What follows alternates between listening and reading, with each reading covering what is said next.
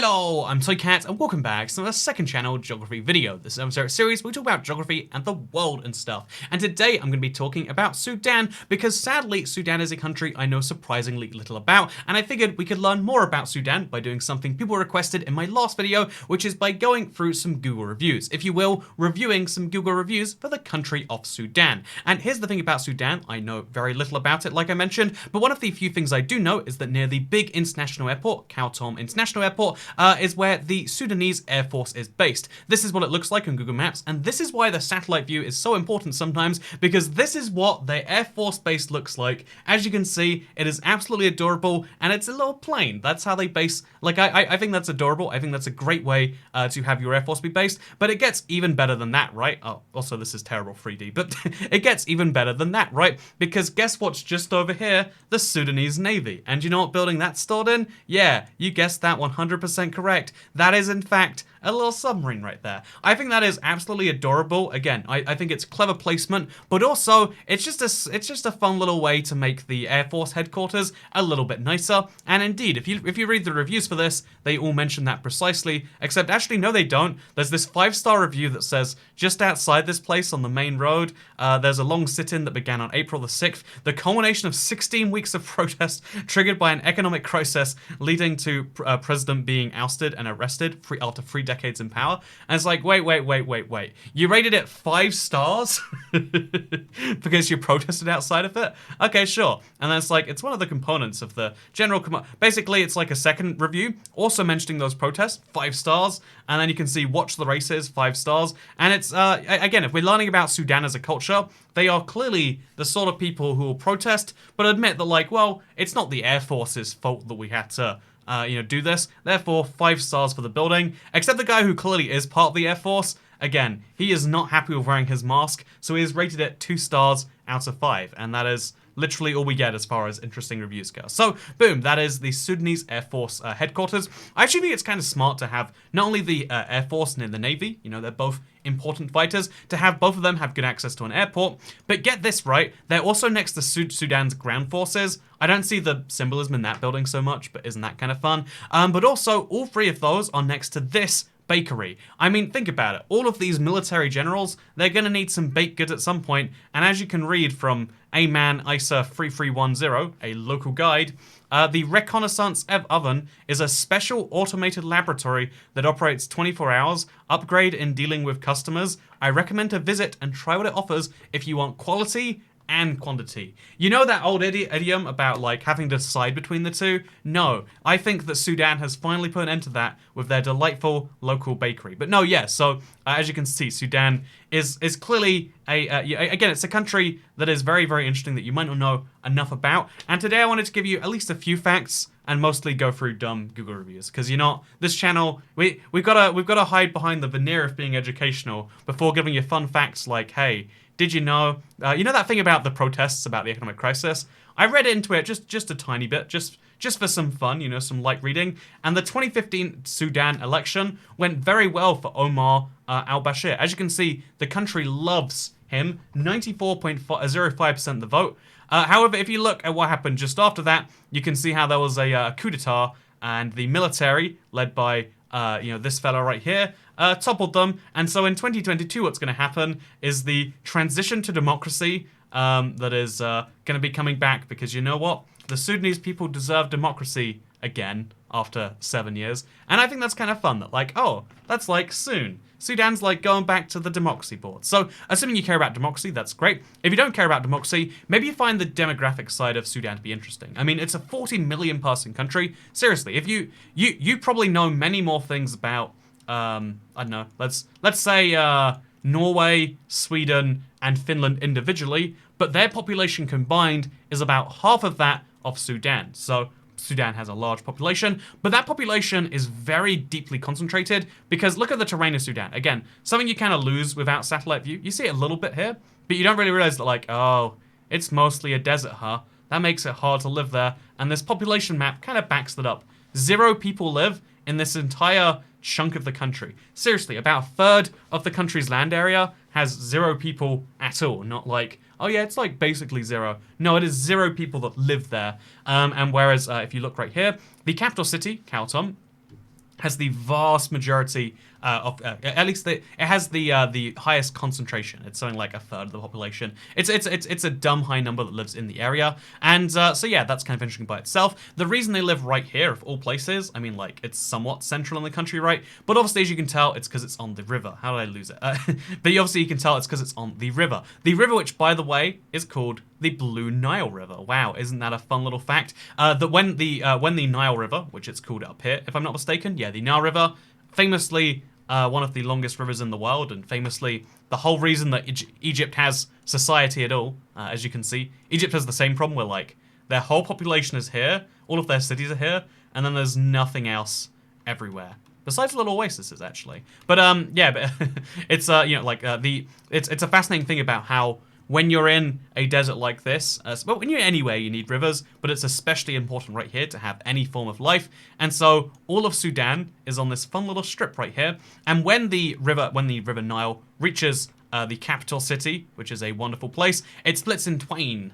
See, I can use fancy words that make my points more important, I'm sure. And then there's the White Nile and the Blue Nile. And the Blue Nile is the source of all those strife that's happening with Ethiopia, if you're familiar with the damn thing. And if you're not familiar with the damn thing, maybe you would learn a damn thing, because I talk about airports a lot in these videos. You can even see one of these facts that's happening around the world is airports slowly moving out of big cities, or rather inner city airports becoming for, like, regional flights, whereas out-city airports are becoming the bigger ones. And so here is Khartoum International Airport. Look how close it is to all of the people. Seriously, if you wanted to go from Khartoum International Airport to, I don't know, hypothetically, let's say KFC, you could get there in just 4 minutes via Africa Street, which sounds like, you know, you're making that up on the spot. But that is a real fact.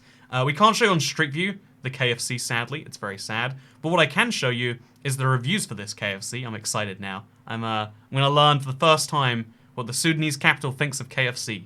It's a good place for you if you want to go broke. KFC is too expensive for the locals here. To be honest, it's bad, and they have zero respect for the people, Also, we got best friend chicken in Sudan. Good luck to KFC Sudan. It's not like KFC out of Sudan, though. Pre-opening, opening in a day's time. And Kentucky International, again, I'm not going to try with some of these right here. But basically, yeah, you can see how isn't this delightful. I think this is absolutely delightful.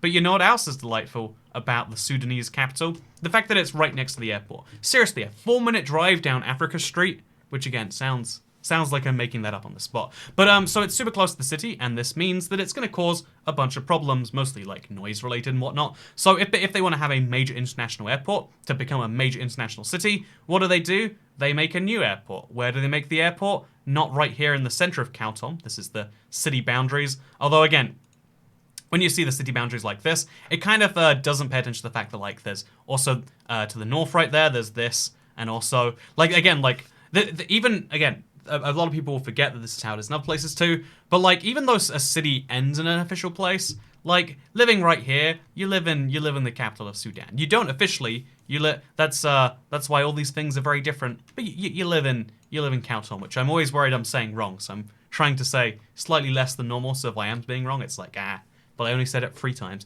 Anyway, so the other thing you can see is, like, this kind of, like, it has, all of this area is that area right there, except this little cutout for Soba al-Hilla, which I think is interesting that even here there's, like, specific little villages separate to the big city, or towns you'd call it, separate to the big cities. Also, look how many supermarkets they have. Seriously, this is a lot of supermarkets in the area. And some mosques. Wow, I wonder why there's mosques in Sudan. Are you going to learn a thing about how the language and the religion be in this part of the world? Or are you not? Because we're not here to teach you fun facts. We're here to talk about airports. That's way more interesting than religion. So, yeah, the whole idea is they're building a brand new Khartoum airport all the way over here. So, the funny thing about this is, actually, will Google even give me directions right now? Let's see if it will. If we wanted to get from the old airport, sorry, the new airport, to let's just say the center of the city, which will mark as being KFC, Khartoum, of course. That is the way that you do things. You can see how it's actually 1 hour and 12 minutes out from the city, which seems terrible. Again, if you go to airports a lot, this is an incredibly dumb idea. Like, oh, they're moving the airport further away. And this is something that, again, like, even though it seems dumb and you can, like, probably criticize it because it's the third world or whatever, I think if you actually look at countries like Turkey, they've done basically the same thing. Istanbul had the biggest airport one of the busiest airports in the world. I feel like biggest is always misconstrued, but one of the busiest airports in the world, right over here. But they've now moved to a brand new airport, the new Istanbul airport. Look how giant it is. It's so nice on the inside too. It's a shame I had to go here during. You know what? This is this turning into a rant about current times? But it's a nice, huge, brand new airport. It's cool. They made a brand new hub for their country. And so the idea is like, if you're gonna have a big international airport, make it somewhere where the land value is low, so you can have all the land you want. They made sure to do that. As you can see, like if they want to expand, it's not like, oh, we're gonna have to bulldoze a nearby village, like in, you know, like they do in the West. It's like, yeah, if we want to expand. By the way, is this really what it looks like? Has it? I mean, it's not open yet, but it's opening real soon. And I feel like that's not what an airport should look like, huh? I feel like I'm being lied to by Google Maps, or I'm being lied to by the Sudanese government. Is this? Am I discovering a conspiracy here? Did they build it that fast that it hasn't showed up on the satellite? Or let me look at it in 3D just to really confirm here. Huh. Well, isn't that interesting? Anyway, speaking of things that are interesting, I bet you would like to know about other interesting things in the area. Yes, you would. So let's learn about the Sudan National Museum. First of all, look at it on a map. It's not the shape of a plane or a boat though, is it? And second of all, we can look at awesome history here. If you go to Sudan, you have to visit. Amazing place to learn about Sudan, one of the underrated countries living in the shadow of Egypt. They have almost as amazing a culture and history as Egypt, but little do people know about it. The only issue is infrastructure and a bit of airport drama here and there. You know, Abdullah, I see why there would be airport drama in a country like this now. And so yeah, this is Sudan from the perspective of Google reviewers. We're gonna go find a few more key places. Like, again, I feel like looking on Google Maps is such a great way to like see a place. It's so sad when you come to a place like this and there's just no street view. And not only no street view, there's very few of those bubbles where you can see someone's like done a street view style thing. But when you look at like, it looks like a beautiful country. Like, Jesus, it is like, you know, there's a lot of countries that you look around and you're like, this is sad. And this, you know, like something like this, it's like, this is sad, not where I want to be. But then you see stuff like this and you're like, yeah, this guitar does make me realize, why is this just a bunch of pictures? You know, this guitar is in fact making me, seriously, this is all we have on Google Maps. We're going around all of them and we're seeing like the occasional oh wait, what is this? International Scientific Council for Trypanopsis. You know, I do not know what that is. This is a fun build. I wish that when I went to big halls of chairs, they had chairs that were that nice. I always get the lame ones that stack on top of each other, made from plastic. You know, see, Sudan, they're doing things better than us, and they're more appreciative. They have a friendship hall. Do you have a friendship hall in your country? Bet you don't. Bet you need one, huh?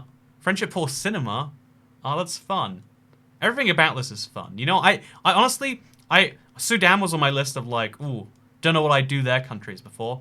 After this video, you know, maybe I should come to Sudan, enjoy their wok and fire Filipino restaurant.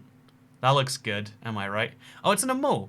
Should we look? There's fried chicken. That sounds fun too. We should go to all of these places sometime. What do you reckon, internet? Should I go to Khartoum and enjoy their delightful train station that apparently doesn't exist, according to this person? I don't know. I want to see what it's all like. You know, there should be a train line between Egypt and Sudan. Let's see what happens if we try to go from, let's just say, Cairo to Sudan. Although I've heard, again, you know what, internet, if you have been to Sudan, tell me about it. I've heard that driving between cities is incredibly dangerous. Like, it's one of the few parts of the world where, like, driving is just not a smart way to get from place to place. Like, you are significantly better off flying on, like, a safety level. Oh, this is really interesting.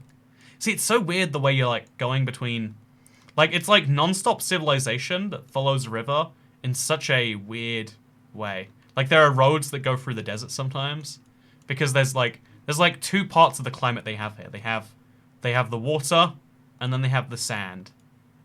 Their life is like a beach, and you know what? Let's not question anymore. Let's just say that is the fact. Their life is a beach, and if you disagree, then you too must be a beach. I don't know what this video was, but second channel, don't care. Goodbye.